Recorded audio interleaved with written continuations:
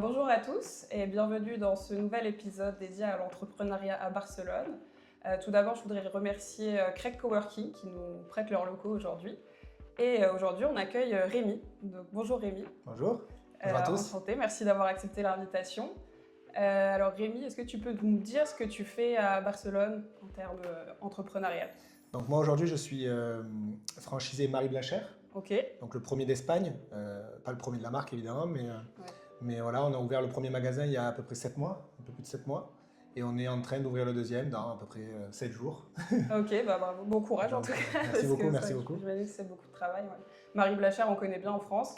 Et donc, qu'est-ce qui t'a amené à partir là-dessus? Comment tu as eu l'opportunité? Est-ce que c'était quelque chose que tu voulais faire, de reprendre une franchise? En fait, moi j'étais dans le privé depuis tout le début de ma carrière. J'ai 38 ans, ça fait à peu près 15 ans que je travaille, un peu plus de 15 ans. J'ai fait pas mal de secteurs, j'ai fait de la banque, surtout en finance. J'étais dans le contrôle de gestion. Ensuite, j'ai travaillé pour une entreprise que tout le monde connaît aussi, qui s'appelle Petit Bateau, Oui, ok. de vêtements pour enfants, pour ceux qui ne savent pas. Et là, c'est une entreprise qui m'a fait évoluer, qui m'a fait grandir beaucoup, qui m'a donné des postes à responsabilité très très jeunes, et qui m'a envoyé en Espagne en fait, en 2016, pour une mission de 2 ans à la base. Et puis je suis jamais reparti. D'accord. Voilà. J'étais censé rester 2 ans, restabiliser la filiale, et au final, on m'a nommé DG 2 ans plus tard. Je suis resté, j'ai fait 3 ans. Et ensuite, il y a eu le Covid. Ouais, Et puis le fameux Covid qui a fait que mes petits bateaux s'est restructuré. Ils ont fermé la plupart des filiales. D'accord. Et l'Espagne était le premier pays impacté parce qu'on perdait beaucoup, beaucoup d'argent. Et donc, du coup, j'ai décidé de ne pas rentrer en France. On m'a proposé pas mal de missions, mais on a voulu rester ici, on était bien installés. Et puis voilà, je suis rentré dans une entreprise cotée en bourse à Paris et à Milan. J'étais directeur du retail de toute l'Espagne et du Portugal. Donc, il y a à peu près 160 magasins. Donc là, j'avais une grosse équipe, c'était une belle évolution, une grosse step en avant. Et puis voilà, donc ça a duré 2 ans, un peu plus de 2 ans et demi, jusqu'au jour où j'ai eu le plus beau cadeau de la vie, un enfant. Et voilà, la naissance de mon enfant, en fait, ils n'ont pas trop accepté. Ah ouais? Ouais. Ça arrive encore aujourd'hui. Je pense que c'est important qu'on en parle aussi. Bah ouais, parce qu'en général, on entend plus ça pour les femmes. Mais du coup, toi, tu as été impacté. Ouais, exactement. J'ai été impacté pas mal par ce moment. D'autant plus qu'en fait, la vraie histoire, c'est que 2 mois avant que naisse mon fils, j'ai été débauché par Mango, un super poste. Et donc j'ai posé ma dème. Ok. Et ils m'ont dit non, reste, vraiment, pense à ton fils, la stabilité. Les émotions. Tu vas te stretcher beaucoup en changeant de taf tout de suite, avec c'est un gros taf. Et au final, je suis resté. Pour plusieurs raisons, mais notamment la stabilité, notamment ce qu'ils me demandaient, sur ce qu'ils me proposaient aussi pour l'avenir, et aussi économique, parce qu'ils se sont alignés, on va dire, sur l'offre de Mango, donc c'était pas rien. Et 2 mois après la naissance de mon fils, donc ça c'était en espace de 3 mois ou 4 mois, on me communique que finalement il s'est décidé que je devais sortir de la boîte. Et tout simplement parce que ils n'acceptent pas qu'il y ait 4 mois de congé paternité, c'est trop long, l'implication qu'on va y mettre après, ils estiment qu'on doit être dévoué complètement à l'entreprise. Ah ouais, c'est chaud quand même. Ouais, c'est chaud. Plus 4 mois, surtout en fait, ça m'était jamais arrivé, j'ai jamais été discriminé, tu vois, j'ai jamais connu ça, j'ai jamais fait subir ça à un employé ou à quiconque autour de moi. Et puis de le subir, en fait, c'est déstabilisant. Mais tout de suite, en fait, voilà, moi, je l'ai transformé en opportunité. J'ai profité de mon fils. Ouais. J'ai passé 1 an, donc évidemment, à me battre. Je n'ai pas laissé faire. Ok, c'est bien ça. Donc il y a eu un procès qui a mis presque 18 mois à arriver. Donc pendant 18 mois, je ne pouvais rien faire. Et donc c'est à ce moment-là que je me suis dit, de toute façon, tu ne retourneras jamais dans cette entreprise. J'avais plus trop forcément envie de continuer. Oui, ça dégoûte un peu. Surtout dans le privé, tu vois, où tu te dis, en fait, je travaille pour des gens, tu donnes tout, parce que je donnais vraiment tout, je voyageais beaucoup, c'était beaucoup de responsabilités, et au final, voir qu'on peut te jeter, et donc ça m'a fait beaucoup réfléchir, donc j'ai donné de mon temps, j'ai fait l'associatif, j'ai fait beaucoup de sport, je me suis occupé de mon fils, et j'ai monté le projet Marie Blachère dès le premier jour. J'ai pas tardé. C'est pour ça que je dis, en fait, pour moi, si c'est ça l'entrepreneuriat, c'est de convertir vraiment un gros souci en opportunité. Ça n'a pas été facile, évidemment. J'ai été accompagné, évidemment, par ma famille, par un psy, parce que c'est difficile, c'est douloureux. Mais au final, je ne regrette pas du tout, parce qu'aujourd'hui, voilà, j'ai monté un truc. T'ont rendu un peu un service. Et en plus, l'argent que j'ai gagné, parce que j'ai gagné le procès évidemment, parce qu'on avait des preuves que c'était discriminant. Okay, déjà, il leur fait mal, et surtout, il les fait réfléchir, je pense que ça va faire évoluer, mais c'est surtout que ça m'a permis de financer ce projet-là. Ok. Donc c'était incroyable. un enjeu donc, en majeur. fait, pour moi, vraiment grâce à eux, tu as pu avoir ta nouvelle carrière. Quoi. Exactement, donc aujourd'hui je les remercie. J'ai encore quelques contacts dans l'entreprise parce qu'il y a des gens formidables. Ouais, et puis voilà, pour moi, aujourd'hui c'est tourné, ça fait 2 ans, 2 ans et demi. Ouais, voilà, bon. c'est terminé, mais c'est clair que ça m'a permis de faire exactement. Ton revirement de carrière. Quoi. Exactement, donc aujourd'hui, voilà, pour répondre à ta question, on est sur Barcelone. J'ai ma compagne, évidemment, moi ça fait 10 ans que je suis là à peu près. Elle, ça fait 8 ans. On a un enfant de 3 ans, voilà, on s'établit, elle est établie ici, moi aussi, donc forcément on a pas envie de partir. Et aujourd'hui, encore plus, avec ce projet-là, je suis un peu lié à la ville encore pendant quelques années. Quoi. Ok, grave intéressant en tout cas.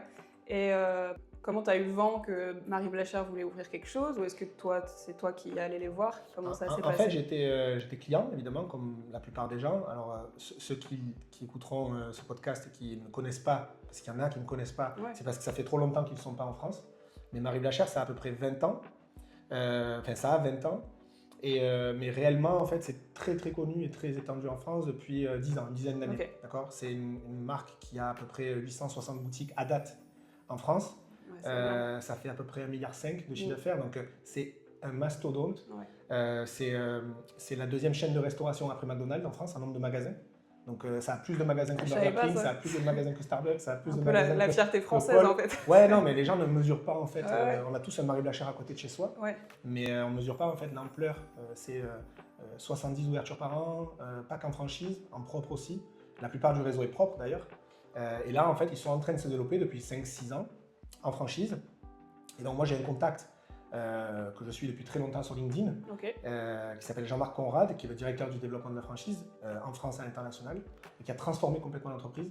Et donc je suis en contact avec lui depuis l'époque Petit Bateau, mais sans avoir trop de... Voilà, le projet n'était pas encore vraiment dessiné. Et puis voilà, quand il m'est arrivé ce sujet-là, je me suis dit c'est maintenant ou jamais. Quoi. En fait, j'avais 36 ans à l'époque, aujourd'hui j'en ai 38. Voilà, je pense que quand on parle avec beaucoup d'entrepreneurs ou qu'on lit beaucoup de choses à ce sujet-là, on voit qu'entre 35 et 40 ans, il y en a beaucoup qui font le pas, qui font le step. Et puis voilà, moi je suis pas différent des autres, quoi, tu vois, j'ai eu envie de m'émanciper. Et donc je les ai recontactés tout de suite en lui disant voilà, aujourd'hui je pense que c'est le moment. Je leur ai expliqué la situation en toute honnêteté. Je leur ai expliqué que j'avais du temps et que je ne pouvais pas le faire tout de suite parce qu'en fait j'étais en conflit. Et donc du coup, évidemment, pour les intérêts du procès, il ne fallait pas du tout que je travaille, que je sois impliqué dans quelque chose, parce que du coup, les négociations sont différentes. Donc ils ont attendu, on a cherché, donc on a fait des études de marché, de concurrence, de prix. Enfin, j'ai passé mes journées dans la rue à Barcelone, même si je connaissais le marché, et justement pour monter un truc quasi parfaitement, tu vois. Et donc ce temps-là aussi, ça m'a permis de faire ça, de monter le sujet et d'échanger beaucoup avec eux. Ils sont venus plusieurs fois, on a cherché des locaux ensemble. Jusqu'au jour là où on a trouvé le local, où les planètes sont un peu alignées. Mon dossier s'était quasi refermé, donc on savait que je pouvais moi tout de suite appuyer sur le bouton, quoi, tu vois. Et donc 6 mois après on a ouvert, donc ça allait très vite. Ça allait vite. Ça allait très vite et donc voilà, l'histoire de mon contact avec Marie Blachère, c'est juste une connaissance sur LinkedIn que je suis, qui m'inspire. Une personne qui a développé la marque, et Monsieur Blachère aussi, évidemment, je l'ai rencontré plus tard. Qui est ultra inspirant. C'est un entrepreneur qui était dans les fruits et légumes il y a 20 ans et qui aujourd'hui est à la tête d'un empire, seconde chaîne de magasins en France. Quoi, tu vois. Donc quand tu rencontres ces personnes-là, forcément, que tu discutes avec eux, c'est inspirant et ça permet de faire confiance, quoi, tu vois, et de les croire, parce que finalement, si on monte un business comme ça, c'est que déjà le business est rentable et il est intéressant, mais en plus, ils sont ultra humains, ils ont écouté tout de suite mon histoire, ils m'ont accompagné. Ils ont des parts dans ma société, tu vois, donc ils sont et franchiseurs et associés. Donc ça veut dire qu'ils s'impliquent vraiment. Oui, ça veut dire qu'ils ont confiance en toi aussi, qu'ils croient en toi. C'est leur modèle en général, mais c'est vrai que la franchise est très jeune chez Marie Blachère. Et aujourd'hui, je ne vais pas dire de bêtises, mais je pense qu'ils ont une 50aine de points de vente sur les 850, ou une 60aine en franchise, donc c'est très très peu. Et autant de franchisés quasiment, parce qu'il y en a très peu qui ont beaucoup de magasins. Donc voilà, c'est un travail compliqué. Mais en tout cas, ils sont là, vraiment présents, quand on a besoin, tout de suite, ils viennent beaucoup. Non, c'est une super boîte, vraiment. Ok, bon, trop bien. Et J'imagine que tu dois beaucoup bosser. Enfin, en tout cas, c'est un peu l'idée qu'on a quand tu es entrepreneur. Du coup, ça ressemble à quoi tes journées Mes journées, alors aujourd'hui, elles sont un peu différentes, mais je vous parlais peut-être des premiers mois. Premier Donc, magasin. avant l'ouverture, évidemment, c'était un mode projet. Donc, je pense que toutes les personnes qui travaillent dans le privé ou même dans l'entrepreneuriat font de la gestion de projet au quotidien, que ce soit une organisation d'un événement ou un projet de déploiement informatique ou n'importe quoi dans l'entreprise. C'est un peu que les mêmes choses, beaucoup d'organisation, de planification. Donc il y a beaucoup de travail dans l'ombre, on va dire. Et c'était un peu frustrant parce que moi j'ai toujours été dans l'action, tu vois, tous les jours, sur le terrain. Et au final, là, bon, ben voilà, t'es chez toi. Moi je faisais pas trop télétravail, donc, parce que je travaille dans le retail, donc forcément en boutique. Et donc c'était un peu déstabilisant. Et puis ensuite, bon, le projet a pris forme très très rapidement. On a monté le point de vente, on a eu le local, donc il a fallu gérer les travaux. Okay. Chose que je ne connaissais absolument pas, je me suis entouré de personnes. Tout était nouveau en fait dans ce milieu pour toi, même tout était le milieu de la boulangerie, entrepreneuriat, c'était ta première expérience? Ouais, c'était ma première expérience. Après, je pense que j'étais entrepreneur dans inné, on va dire, c'est ce que beaucoup de gens disent, mais j'ai toujours entrepris, même si c'était pas de l'entrepreneuriat économique d'entreprise, mais je suis toujours moteur de réunions de famille, de trucs, de réunions, de voyages, tu vois, donc forcément, c'est assez naturel. Mais ouais, donc mon quotidien, en fait, avant le projet, avant l'ouverture, c'était beaucoup de gestion de projet. Et puis après, quand c'est devenu réel, avec le local, là, on commence à choisir les matériaux, on commence à choisir les images, tu vois. Donc là, ça commence vraiment à prendre forme. Donc ton travail change, tu passes beaucoup plus de temps dans le magasin. Et puis ensuite, il y a l'ouverture. À partir de l'ouverture, donc comme tu dis, moi j'ai découvert ce monde-là. Même si je connais le retail, je sais embaucher, je sais faire un tas de choses. Je ne savais pas gérer une boulangerie, tu vois. Et on peut penser ce qu'on veut, mais c'est beaucoup, beaucoup de travail. Aujourd'hui, le magasin qu'on a, le premier, il est à côté de la Boqueria. Et on a entre 12 et 15 employés en fonction de la période. Ce qui est déjà pas mal. C'est beaucoup. On a de la production et de la vente. On a des équipes qui sont là 7 jours sur 7, de 7h du matin, enfin de 5h30 réellement, ceux qui viennent pour produire, jusqu'à 22h.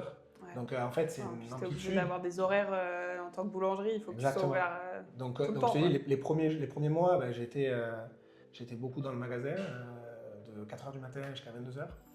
Des sacrées journées quand même. J'ai perdu entre 12 et 15 kilos en un mois, vraiment, je mangeais plus. Si les gens veulent faire un régime, en fait, tout le monde le dit. dedans. Non, mais en fait, c'est ça la réalité. Hein. La réalité, c'est qu'il ne faut pas avoir peur. Les premiers mois, on va prendre le feu, quoi. Tu prends le feu. Et je trouve que, ça, j'en parle beaucoup autour de moi, c'est une sorte de dose de shot d'humilité, tu vois. Parce que moi, j'ai toujours été à des postes, grâce à mon parcours et bon, par chance, tu vois, à des postes de responsabilité très vite. Je ne suis jamais passé par le terrain. Tu vois, je ne suis pas ce genre de profil qui a gravi les échelons. Donc du coup, je ne connaissais pas, tu vois, réellement le terrain. Et là, je l'ai fait pendant 4 mois. Je ne peux même pas te dire combien d'heures je faisais par semaine, mais entre 80 et 120, on imagine, parce que ça ne s'arrêtait jamais. C'est-à-dire que tu n'étais pas juste gestionnaire à chapeauter les autres, mais vraiment tu faisais tout. De 4h, vraiment, de 4h du matin jusqu'à 22h, 23h, en boucle, pendant 1 mois et demi, 2 mois à peu près. Donc c'est un roller coaster infernal, tu vois. Mais c'est très très bien. A posteriori, je me dis que c'était difficile, mais sur le moment, je ne m'en rendais pas compte. Et donc voilà, la réalité, des premiers mois, c'était ça. Et ensuite, l'équipe s'est stabilisée, on a formé. Moi, je me suis formé aussi, donc ils savaient faire à manger. Tu vois, tout ce qu'on produit, parce que c'est plus de 60 produits qu'on envoie tous les jours. Donc l'équipe sait le faire. Elle est stabilisée. Il y a moins d'absence, moins de rotation. Donc je peux commencer à faire mon rôle de franchisé, qui là est plus de la gestion d'équipe, donc purement managériale, mais aussi de la gestion comptable, de la gestion administrative, de la gestion banque, relations avec le franchiseur, les commandes. Tu vois, là c'est 360 complètement. Mais ça permet de, tu vois, de souffler un petit peu et d'être moins, on va dire, dans la tête dans le guidon, quoi, tu vois. Et plus à réfléchir. Tu peux pas tout faire en plus. Et à réfléchir, tu vois. À la stratégie, aux dépenses. Exactement. Surtout aux dépenses, surtout à la rentabilité du projet. Tu vois, les 3 premiers mois, j'avais aucune idée de ce que j'achetais, de comment je le faisais, de qui rentrait, les salaires, les trucs. J'étais complètement dans le truc. Je vivais le truc à 100% et je me suis jamais pas posé une seule question. Après ça, tu commences à te poser des questions, analyser les ventes, les trucs, à prendre des décisions, des produits qui fonctionnent moins, des produits qui fonctionnent mieux, les horaires d'ouverture. Tu vois, au bout de 3 mois, on a commencé à réfléchir à est-ce qu'on ouvre vraiment à 7h ou est-ce qu'on ouvre à 7h30 ou à 8h. Forcément, il y a des décisions qui sont prises. Mais tu vois, des trucs qui paraissent vraiment futiles, tu vois, et simples, mais qui au final, tu peux pas prendre une décision si t'as pas passé du temps dans le magasin, tu vois. Aujourd'hui, je connais parfaitement la clientèle qu'on a. Je sais exactement ce que font mes employés, exactement. Okay. Je sais combien de temps ils doivent mettre pour le faire, parce que je le fais aussi. Et ça apporte énormément. Ouais, tu es obligé de passer par là pour être un bon gestionnaire, je pense. Ouais, je pense. Surtout pour te rendre compte en fait, de la capacité, de la productivité qu'on doit avoir, et surtout la capacité des équipes à délivrer, tu vois. Moi j'ai 2 obsessions, on va dire. Au magasin, ils le savent. La première, c'est je veux qu'en ouvrant à 7h30, tous les produits soient disponibles. Okay. Donc ça, c'est très très compliqué. Mais moi, j'arrive à le faire. Okay. Donc on doit arriver à le faire, tu vois. Donc c'est difficile, hein, très très difficile. Et la deuxième, c'est que tout soit nickel tout le temps et propre. C'est-à-dire que les vitres, les trucs, et c'est pas le cas toujours, tu vois, parce que y a la journée, on voit 300-400 clients par jour. Ouais. Donc ça touche les vitres, des tas de choses qui peuvent se passer, tu vois, la poussière. Les vitrines, c'est important. Et donc j'essaie d'inculquer ça, tu vois, mais c'est vrai que c'est difficile parce qu'eux, ils sont dans le quotidien tout le temps, avec des clients, qui a tout le temps un client, tout le temps. Donc du coup, c'est important de savoir ce qu'ils font et comment ils le font, pour savoir déjà si c'est possible de leur demander plus d'exigences, et après, savoir si on doit rajouter des personnes ou pas, si les plannings doivent évoluer. Parce que c'est pas très facile de faire un planning, tu vois. Ouais, surtout déjà 15 employés, tu disais. Entre 12 et 15 selon la période, c'est beaucoup. C'est beaucoup. Ça paraît peu pour certains, mais en fait c'est beaucoup parce que dans mon cas, et je pense que je me reconnais un peu dans certains retailers avec qui j'ai travaillé, qui m'ont inspiré en fait, toute ma carrière. Moi, je veux que je suis de ceux qui pensent que si tu traites bien tes employés, en fait, tu auras moins de rotation. Je ne dis pas qu'ils te rendront parce qu'évidemment, c'est une masse communicante, tu vois, on te rend forcément, mais c'est surtout que dans le retail, le gros problème, c'est la rotation. Dans la restauration, c'est la même chose, il y a beaucoup de turnover, beaucoup. Et en fait, moi, je me suis dit dès le début, je me fous de savoir combien je vais dépenser en plus. Je fais mon budget, je propose, et en fait, si ça tourne comme ça, je vais réduire mon turnover. Donc, je paye un peu plus que la moyenne, enfin que le salaire minimum même, je paye 10% de plus à peu près mes employés. Ils ont un crédit à dépenser tous les jours dans la boutique, donc ils peuvent manger sur place, ils ont une sorte de ticket resto fait maison. Ils ont un week-end par mois obligatoire complet, ça arrive jamais.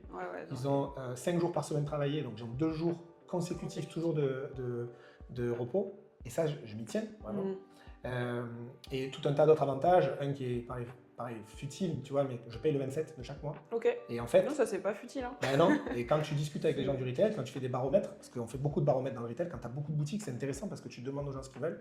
Mais en fait, le fait d'être payé avant le 5 ou avant le 30, il y a beaucoup de loyers qui tombent, de charges, les téléphones, l'électricité, tu vois. Donc je les paye le 27. Donc c'est des contraintes en fait que je me suis mis, et qui au final sont très très compliquées à mettre en place, parce que quand tu veux cadrer un planning avec ça, c'est une usine à gaz. Mais au moins, tu vois, les gens tu seras rentable contents. Par la suite. Moi, je suis sûre que, comme tu dis, les gens vont rester s'ils sont bien, s'ils ont je te dis, leur équilibre. J'ai très peu de turnover. Donc, les seuls départs que j'ai eu, donc j'ai eu 2 vrais départs de personnes qui ont voulu partir, qui nous ont abandonnés du jour au lendemain sans prévenir, donc ça arrive. Mais aujourd'hui, j'ai 13 employés. Je pense que j'en ai une 60aine en tout. D'accord, donc en 7 mois, donc c'est beaucoup de turnover. Mais la plupart, c'est nous qui l'avons créé.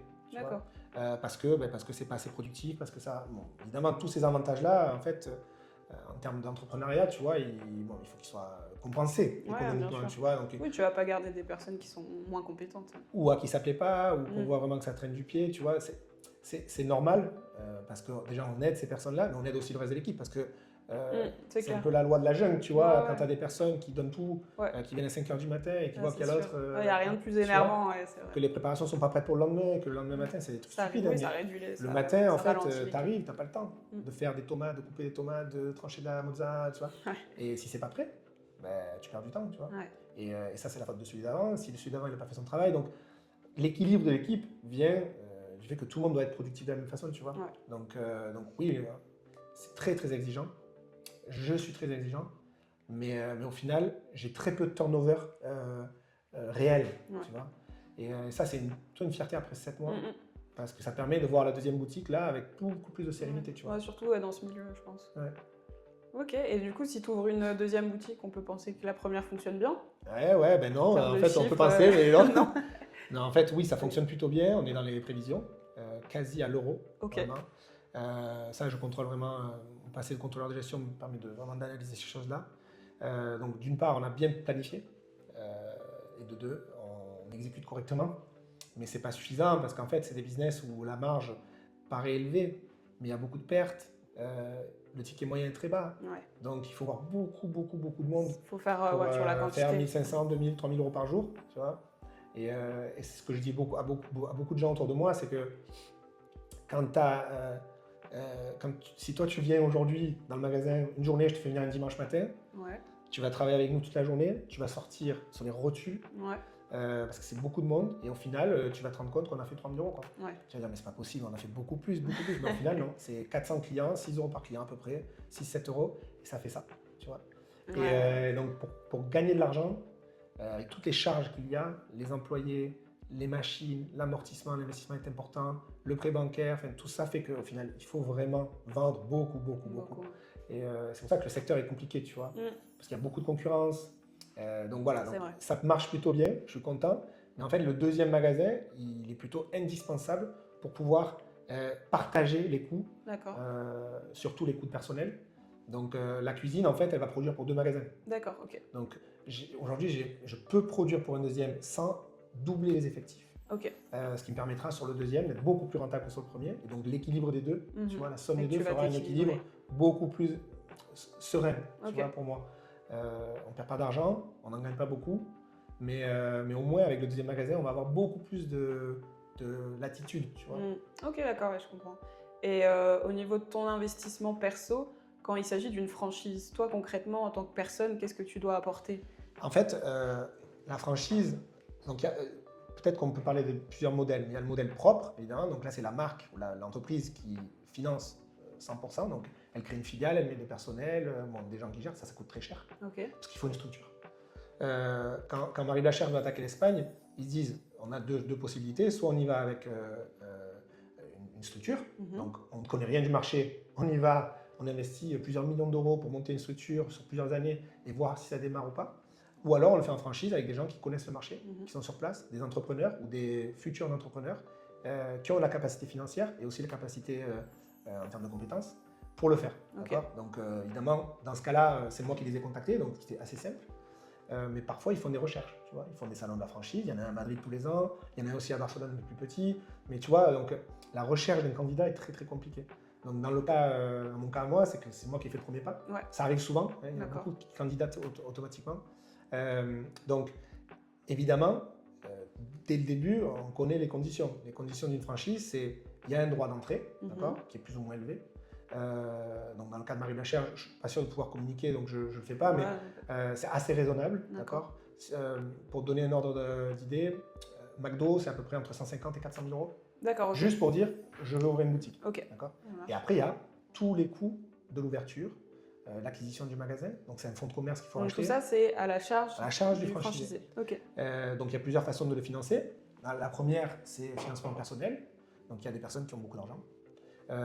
Surtout des master franchisés, on appelle ça. Donc c'est des personnes qui disent, voilà, moi, je suis déjà franchisé Burger King ou Decathlon, sur mon marché. Donc je connais extrêmement bien le marché. J'ai une capacité financière importante, j'ai des équipes, et donc je veux déployer Marie Blachère parce que c'est pas trop différent de ce que je fais, et j'ai les capacités de le faire.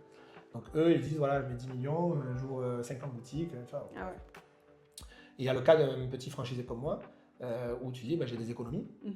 Dans mon cas, c'est Luxottica qui a financé. Non, mais j'ai des économies, j'ai la capacité de faire un magasin ou 2, ou 3, ou 4. Donc moi, dans mon cas, c'était un seul. Et après, je recours à l'emprunt bancaire. Tu vois. Donc, dans ce cas précis, il y a à peu près 70% d'emprunt bancaire et 30% de financement personnel. C'est un projet à peu près à 700-800 000 euros. Tout. Donc, apport personnel de 150 et 550 ou 480 d'emprunt bancaire. Et il y a aussi une partie de capital qui a été donnée au groupe Blachère via sa holding. Donc, du coup, ils ont à peu près 30%. 30% et toi, tu as les 70%. Exactement. Donc, je suis administrateur de ma société. Je suis le seul décisionnaire, mais ils ont un droit de regard parce qu'ils ont un capital qui est supérieur à 15-20%, et donc forcément ils peuvent poser des questions. Tu vois, et puis ils détiennent toujours la marque. Et ils accompagnent. Tu vois. Donc il y a un droit d'entrée, pour résumer, pour dire je veux ouvrir un magasin, je donne tant. Ensuite il y a une royalties. Les royalties, en fait, c'est juste un pourcentage du chiffre d'affaires que tu vas générer. Donc la marque se rémunère sur le chiffre d'affaires. parce qu'ils te mettent à disposition la marque. En fait, c'est comme si tu louais le nom, tu vois, et les enseignes, et les produits, et le concept, et tout ça, pour rémunérer la marque, tu vois. Qui met des équipes en place, qui accompagne énormément, tu vois, qui a des coûts de communication, de marketing, de juridique, tu vois. Donc voilà, tout ça rémunère cet effort. Et en plus, dans le cas de mon magasin, enfin de ma société, ils ont du capital, donc du coup, il y a des dividendes si jamais on gagne de l'argent en fin d'année. Ok. Ouais, c'est très clair. Trop cool. Et est-ce que tu as eu des grosses galères lors du lancement ou des choses qui t'ont marqué Ouais, sûrement, je m'en souviens plus trop. Je pense que j'ai fait un peu d'amnésie. Il y en a beaucoup. Ouais, mais en fait, c'est que des galères, mais j'en parlais. Enfin, je vois toujours un psy, en fait, un coach en fait, qui m'accompagne. Et c'est plus un coach aujourd'hui. Okay. Mais ce qui est intéressant, c'est que j'en parlais justement avec lui cette semaine. En fait, il me disait, mais au début, tu me disais que c'était pas compliqué. Et aujourd'hui, je dis que c'était compliqué. En fait, aujourd'hui, j'ai une vision de ces 6 premiers mois qui est un peu plus réelle, on va dire, réaliste. C'était dur. Mais sur le moment, je voyais aucune difficulté, tu vois. Aujourd'hui, j'arrive à analyser la difficulté. Je pense que c'est le cas de beaucoup d'entrepreneurs. Quand tu es dans le truc, tu vois, tu es actif, tu y vas, tu donnes tout, tu fais des heures, mais en fait, tu t'en rends pas compte. Tu te laisses même pas le temps de revenir dessus, en fait. Tu as trop de choses à faire, je pense. Ouais. C'est une sorte de mode bulldozer, quoi. Ouais. Et donc aujourd'hui, j'arrive à faire, avec le recul, à dire c'était difficile, mais je me souviens plus d'avoir vécu la difficulté, tu vois. Okay. Et je sais que le deuxième sera beaucoup plus simple. D'ailleurs, je suis beaucoup moins stressé. Parce que je connais, je sais à quoi m'attendre, je sais faire, tu vois, même si ça sera différent, et on va avoir des difficultés, on en a, hein, là j'ai des difficultés sur les travaux, on ne sait pas si on va ouvrir à date ou pas, tu vois, bon bref. Ok, il y a c'est toujours pour moi qui sont, des galères de travaux, j'ai l'impression. Ouais, c'est un fournisseur qui livre pas à temps, enfin, bref. Mais on trouve des solutions, mais tu vois, c'est pas, pour moi, c'est pas des difficultés. Même si ça en est, tu vois, mais je pense que tout le monde te dira la même chose. L'entrepreneur, il te dira pas que c'est des difficultés, tu vas dire, c'est un petit obstacle, il faut le surmonter. C'est comme si tu marches dans la rue, il y a un trottoir, mais naturellement tu vas le monter, tu vois. Tu vas pas dire il y a un trottoir, qu'est-ce que je fais, tu vois. C'est pareil. Et après tu te souviens plus que tu as passé le trottoir, tu vois. Ah, c'est vrai, une belle image. Ouais, mais c'est un peu ça. Et je pense, ouais, c'est. Difficulté, il y en a toujours, tous les jours. Mais j'ai pas l'impression aujourd'hui de travailler comme je travaillais avant, quoi, tu vois. La motivation aussi est ailleurs, je pense. Et là, tu fais pour toi. Et puis même tu vois, en quantité, évidemment, c'est beaucoup d'heures parce que ça s'arrête jamais. Ça s'arrête jamais. Le matin, moi, même si j'y vais plus le matin à 5h, à 5h, je regarde le téléphone, les caméras, s'ils sont là, tu vois. Si j'ai pas un message, je me dis, je viens pas. Okay. Tu vois, donc c'est un truc qui s'arrête jamais. Jusqu'à 22h30, ça ferme. À 5h du matin, donc tu t'arrêtes jamais. 7 sur 7, jamais.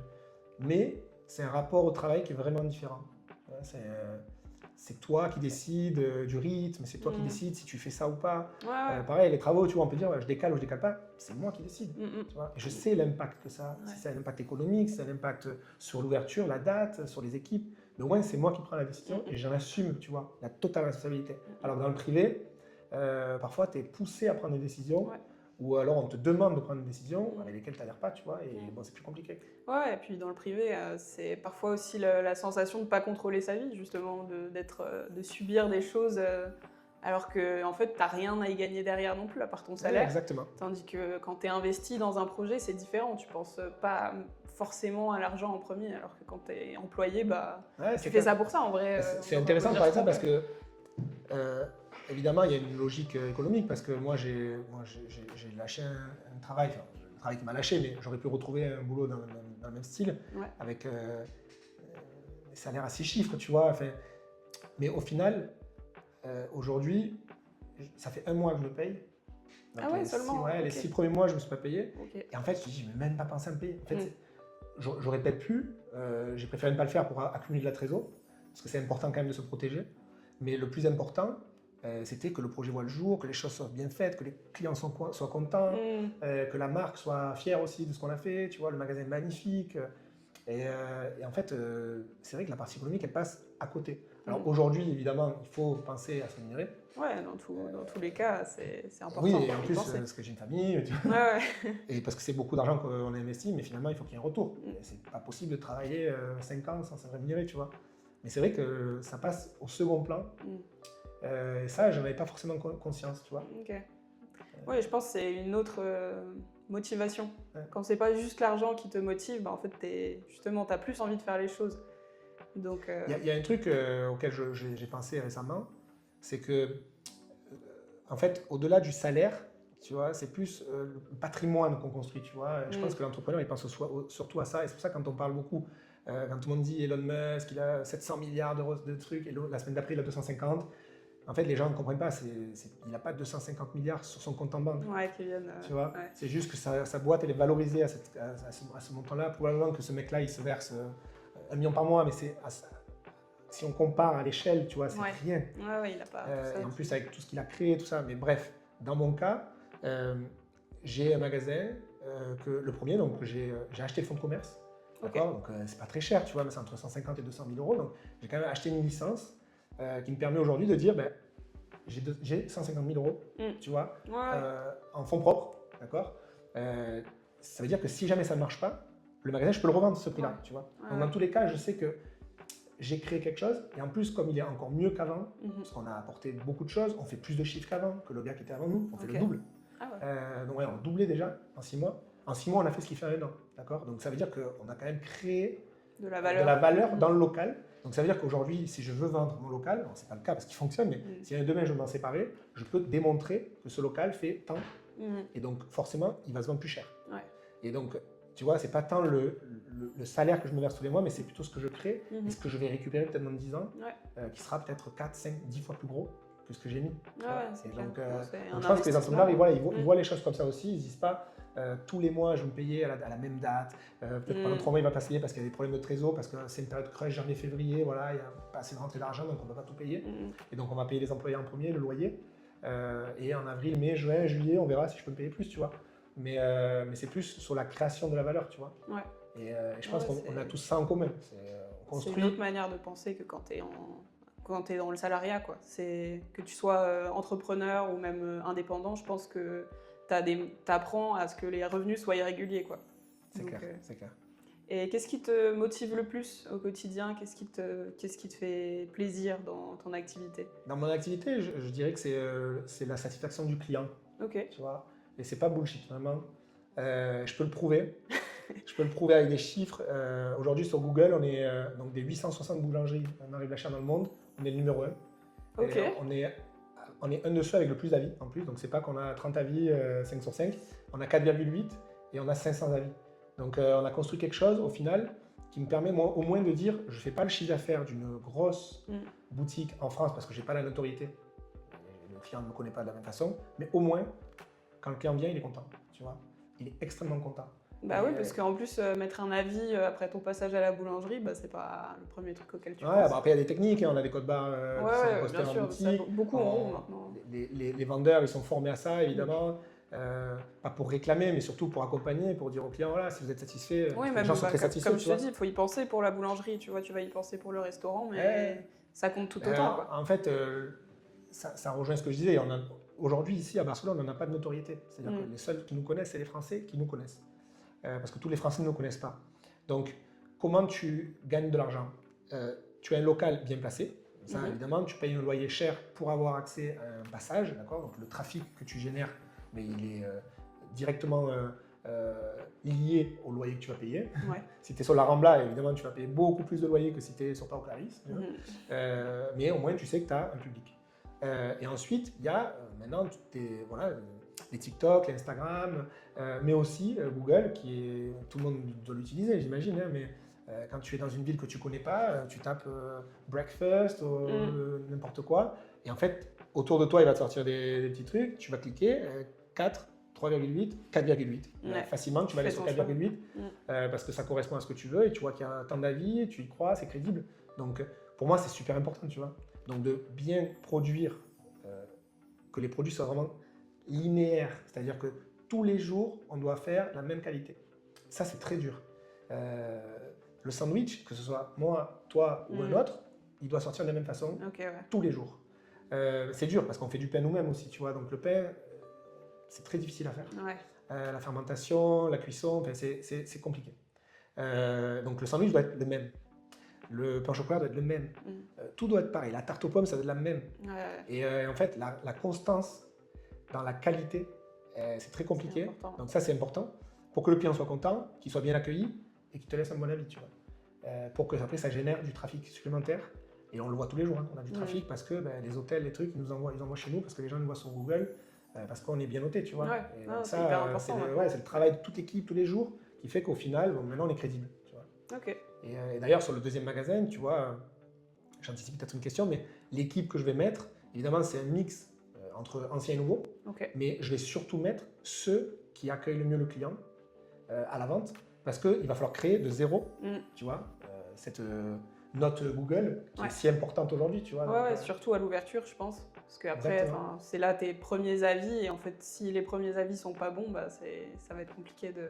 Tu vois, dans l'équipe, on a des gens, un peu de tout, de toutes les nationalités, tous les profils. On a des gens plus extrovertis que d'autres.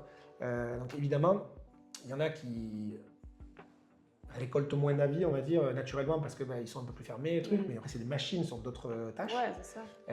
Clairement, sur la nouvelle boutique, ces personnes-là resteront dans la première. Et j'enverrai vraiment les gens extrovertis qui accueillent très bien le client, qui sourient beaucoup. Parce qu'en fait, c'est super important de lancer le truc et d'avoir très très vite une base de 150, 200 avis, tu vois, pour après pouvoir décoller et avoir des gens qui viennent directement au magasin. Tu vois.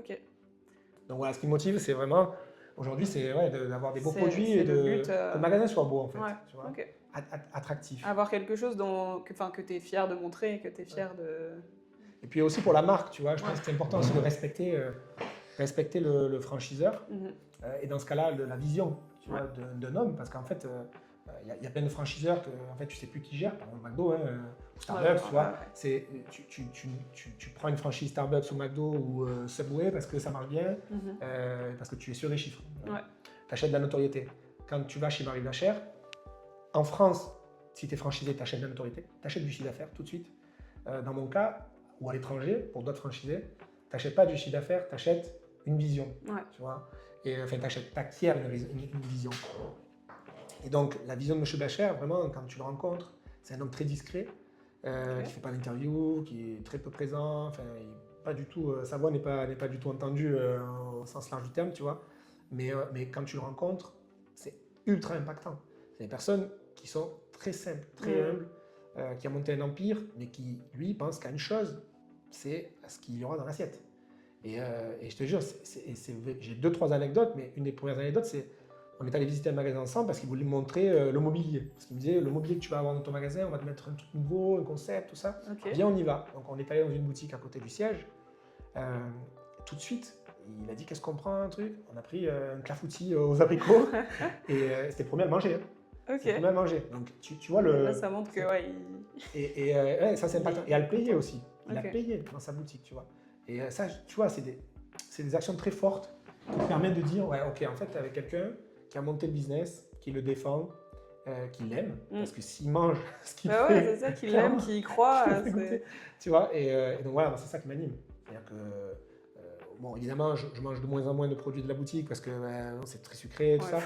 Faut tous doser, les jours, c'est compliqué. Mais je suis fier de ce qu'on fait. J'adore la qualité qu'on a. Et je te dis, à Barcelone, aujourd'hui, il y a très très peu de gens qui font ce qu'on fait au tarif qu'on le fait. Parce que, c'est ça, ouais. Il y a l'avantage déjà, diversité de produits. Vous avez quand même un sacré nombre de produits en sucré, en salé. Et les prix aussi qui sont hyper attractifs parce que maintenant, c'est vrai qu'il y a beaucoup de boulangeries un peu fancy, etc. Et que nous, en tant que Français, parfois, on va un peu vers ces boulangeries parce qu'on veut une bonne baguette. Et encore, parfois, c'est difficile à avoir. Mais oui, du coup, c'est beaucoup d'arguments, je pense. C'est vrai. Je pense que c'est une des forces de Marie Blachère. C'est que, on peut prendre l'exemple du croissant. Tu vois, le croissant. Donc à Barcelone, un croissant, c'est entre 1,40 € et 3 €. Nous, on le vend à 1,60 €. Donc on est moins cher que la plupart des chaînes qui sont pas chères. Type 365, type Vivari, tu vois. Donc c'est des chaînes qui sont vraiment bas de gamme. Donc nous, on est moins cher qu'eux. Mais quand tu le compares avec le croissant Marie Blachère en France, c'est 1,20 €. Donc le français qui va venir ne va pas comprendre, il va dire c'est pas possible. Mais en fait, quand tu lui expliques, tu dis bon, écoutez, moi évidemment le croissant me coûte la même chose.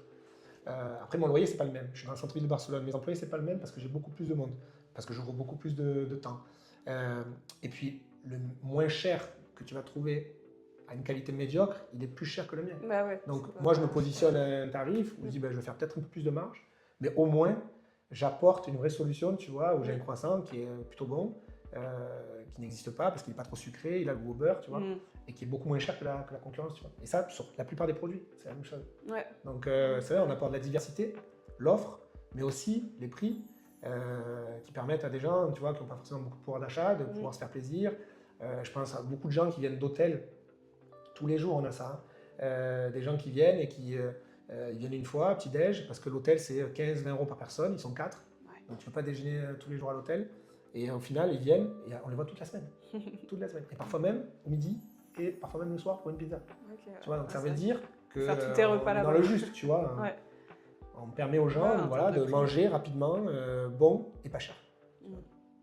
Le pari est tenu pour l'instant en tout cas. Bah, c'est le slogan de Marine Blachère, le bon produit au bon prix, tu vois, et je pense qu'on est totalement dedans. Après, le bon prix, c'est pas fort. Le bon produit, on a toujours le même, mais le bon prix, c'est pas le même en fonction du pays, en fonction de la ville, en fonction du moment. Et donc forcément, à Barcelone, on est un peu plus cher qu'en France, très très peu. Sur certains produits, on est moins cher d'ailleurs, mais au moins, tu vois, on répond à...